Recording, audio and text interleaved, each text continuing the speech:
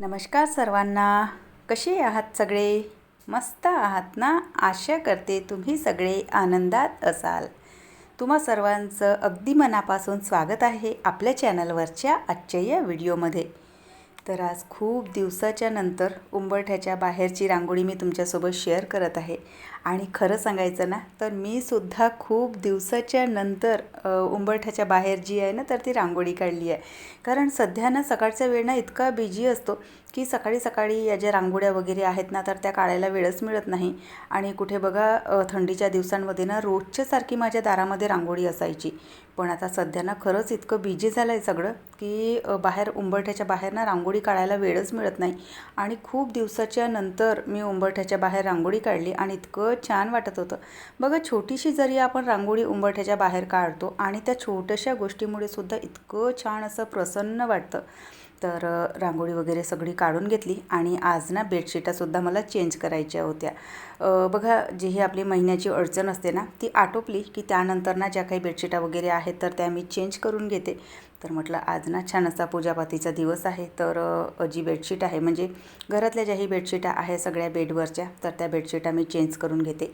आणि ही जी बेडशीट तुम्हाला इथे दिसत आहे ना तर या बेडशीटला ना कमीत कमी 8-9 वर्ष 9-10 वर्ष झालेले असावे. म्हणजे किट्टू अगदी लहान होती, 1 वर्षाची व्हायचीच होती ती. आणि त्यावेळेला ही जी बेडशीट आहे तर माझ्या एका मैत्रिणीने मला गिफ्ट दिलेली होती. आणि ती तेव्हापासनं आतापर्यंत अजूनही चालूनच राहिली आहे आणि अगदी नवीन आहे. आणि बघा ज्या बेडशीटा आहेत ना तर त्या थोड्याशा जाड्या कपड्याच्या असल्या म्हणजे कॅसमेटच्या ज्या बेडशीटा असतात त्या जेव्हा आपण बेडवर वापरतो ना तर त्या बेडशीटांना लवकर खराब होत नाही. आणि दुसरी गोष्ट म्हणजे बघा त्यावर रिंकल्ससुद्धा येत नाही आणि अगदी जशाच्या तशा ॲज इट इज बनलेल्या असतात. नाहीतर बघा मुलं दिवसभर खेळतात बेडवर किंवा आपलंच बसणं उठणं असतं आणि त्या ज्या बेडशीटा आहेत तर मग त्या सगळ्या खराब होतात, अशा रिंकल्स येतात त्यावर. पण ज्या जाड्या बेडशीटा असतात कॅसमेटच्या बेडशीटा म्हणतात त्याला, तर त्या जेव्हा आपण घेतो थोड्याशा महाग येतात.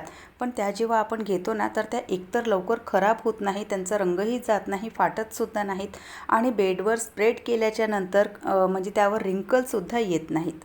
तर चला असो. त्यानंतर ना थोडीफार जी साफसफाई असते आपली, आता साफसफाई तर रोजचीच असते पण ज्या दिवशी पूजापाती वगैरे असते तर त्या दिवशी बघा थोडंसं ना जे काही रुटीन आहे साफसफाईचं तर ते थोडंसं एक्स्ट्राचं निघतं. तर म्हटलं आज बाहेर ना जो मुख्य दार आहे तर तो सुद्धा छानसा स्वच्छ करून घेते. तशी जी डस्टिंग आहे तर ती माझी रोजची थोडीफार अशी चालूच असते. तर म्हटलं चला जो मुख्य दार आहे तर तो स्वच्छ करून घेते. तर चला आटोपल्यात सगळे साफसफाईची कामं, घर सगळं स्वच्छ झालं आहे आणि आता पूजापाठ वगैरे करायची आहे. पण त्याआधी ना थोडासा स्वयंपाक बनवणार, कारण आमच्या तिघांचा तर उपवास आहे, माझा, सानूचा आणि तिच्या पप्पाचा. पण किट्टू आणि सासूबाई यांच्या दोघांसाठी जेवण बनवायचं आहे. किट्टूची शाळा आहे तर तिच्यासाठी टिफिन बनवायचा आहे. तर पटकन आधी स्वयंपाक बनवते आणि त्यानंतर मग पूजा करणार. आधी थोडंसं लेपनसुद्धा करायचं आहे. आणि आज मी बघा छान मस्त अशी ना साडी घातली आहे, पिवळ्या रंगाची साडी घातली आहे. आणि ही जी साडी आहे ना तर ऑनलाईन मागवली होती मी 500च्या आतमध्ये किंवा 500-550 याच रेंजला. आणि इतकी सुंदर दिसते ना ही साडी, म्हणजे अशी तुम्हाला बघा म्हणजे समजणार नाही. आरशामध्ये दाखवते तुम्हाला. तर ही बघा अशी आहे ही साडी आणि एकदम असा मस्टर्ड येलो कलर आहे आणि लाल रंगाचं मेहरून रंगाची अशी बॉर्डर आहे. आणि ना इतकी सुंदर दिसते आणि कापडसुद्धा इतका छान आहे. तर अशी ही साडी आहे आणि खरंच इतका छान कापड आहे, म्हणजे घातल्याच्या नंतरसुद्धा अगदी अशी ना चापून चोपून बसते आणि छान दिसते. अगदी तुम्हाला कुठे जायचं असेल, हलक्या फुलक्या ठिकाणी आपण जातो आणि साडी घालून जातो तर त्यावेळेसाठी म्हणजे तशी याच्यासाठी खूप छान साडी आहे. ऑनलाईन मागवलेली होती. जर तुम्हाला लिंक हवी असेल तर मी डिस्क्रिप्शन बॉक्समध्ये लिंक देणार, तर तुम्हाला मागवायची असेल तर तुम्ही मागवू शकता. आणि 500-550 याच रेंजला आहे, खूप काही अशी महाग नाही. पण कापड खूप सुंदर आहे आणि रंगसुद्धा खूप सुंदर आहे. तर चला केस आजसुद्धा धुतलेले होते, केस वाळायचे आहेत तर म्हणून मग त्यांना असं बांधून ठेवलं, नाहीतर ते घरभर पूर्ण पाणी सांडतं आणि सगळं असं पाण्याचं चपचप चपचप होतं सगळीकडे, म्हणून मग ते बांधूनच ठेवले. तर चला जास्त बोलत नाही, आधी आता जे कामं आहेत तर ते करून घेते. तर चला आधी ना स्वयंपाक बनवून घेते आणि त्यानंतर मग जी काही पूजापाती वगैरे आहे तर ती करायला घेणार. तर बघा जेव्हाही ना असा थोडासा स्वयंपाक बनवायचा असतो किंवा नुसता मुलांसाठी स्वयंपाक बनवायचा असतो त्यावेळेला ना नेहमी डोक्यामध्ये कन्फ्युजन असतं की काय बनवू आणि काय नाही म्हणून. पण माझं ना नेहमी एक असतं की जेव्हा कधी किट्टूसाठी मला काही बनवायचं असतं किंवा घरी कधी काढल्याची भाजी बनते किंवा अशा भाज्या जेव्हा बनतात जी भाजी ती खात नाही, तर तिच्यासाठी माझ्याजवळ ना हा एकच उपाय असतो.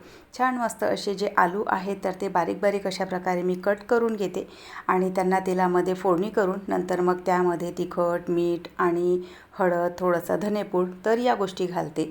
आणि ही जी भाजी आहे ना तर तुम्ही खरंच बनवून बघा, मुलांना आवडीने खातील आणि टिफिनसुद्धा पूर्ण फिनिश करून आणतात. म्हणजे इतकी छान ती भाजी लागते.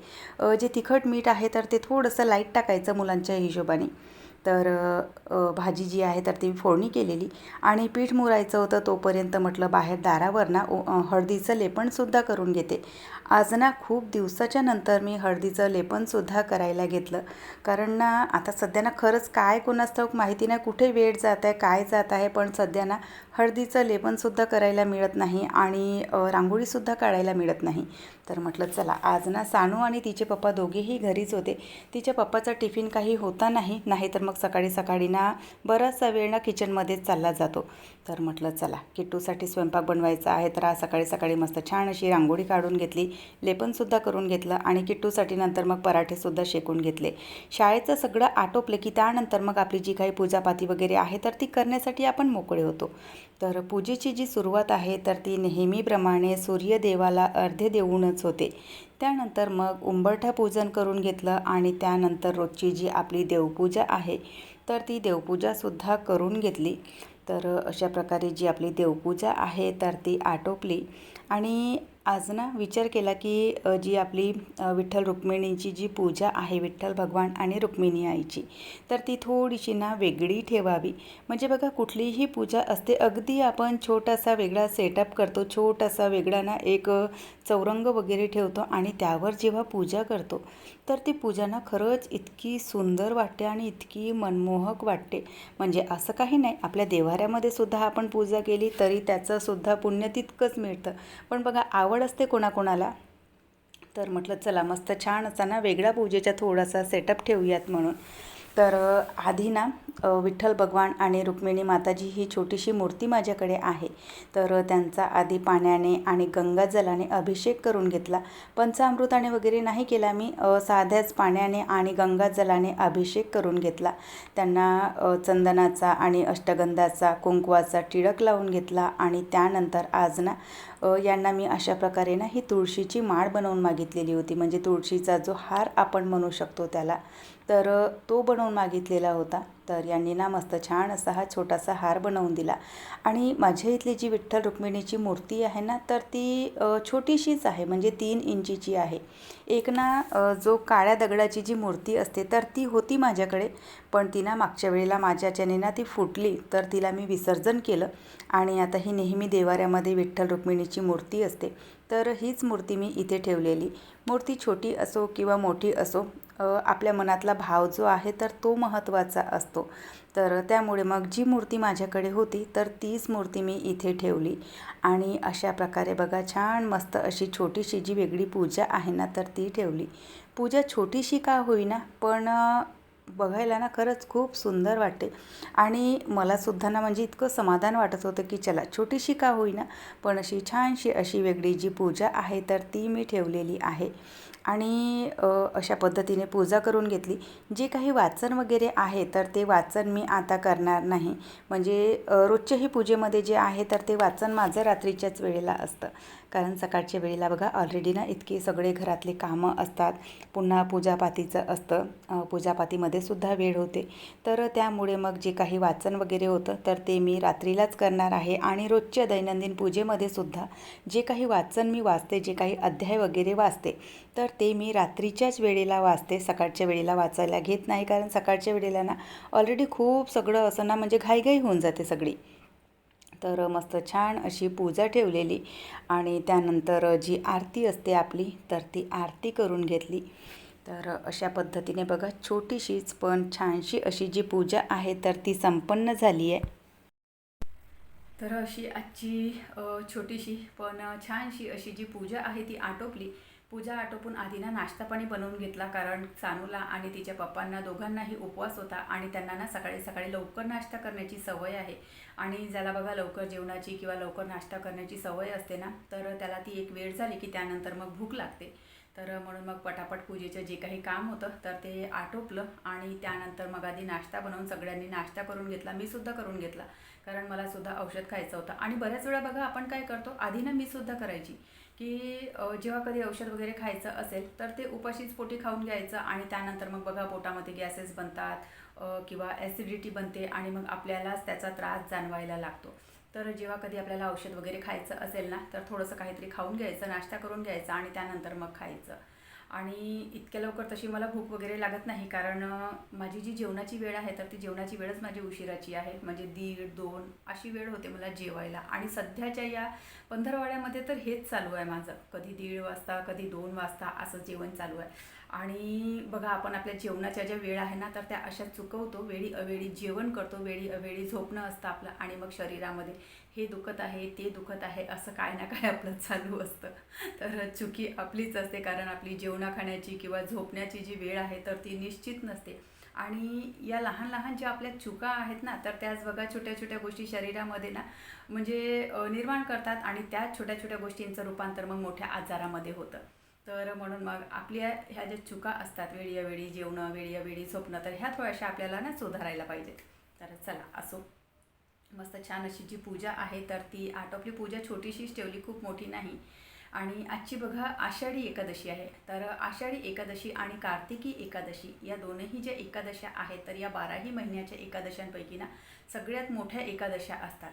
आणि 12ही महिन्यामध्ये बघा पंधरवाडी एकादशी येते, म्हणजे महिन्यातून 2 एकादशा येतात.